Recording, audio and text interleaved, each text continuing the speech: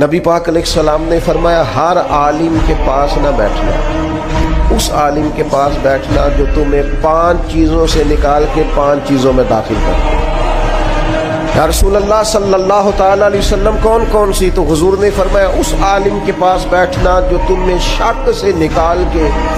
یقین کی طرف لے آئے، دوسرا وہ تمہیں ریاکاری سے نکال کے اخلاص کے زمرے میں لے آئے،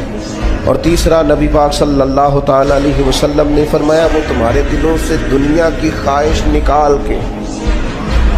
اور تمہارے دل میں تمہارے رب جو تمہیں آخرت میں چیزیں دینے والا ہے اس کی محبت تمہارے دلوں میں پیدا کر دے۔ اور چوتھے نمبر پہ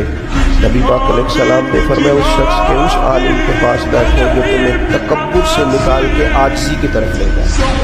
اور پانچواں اللہ کے محبوب علیہ السلام نے فرمایا اس عالم کے پاس بیٹھو جو تمہیں دشمنی سے نکالے۔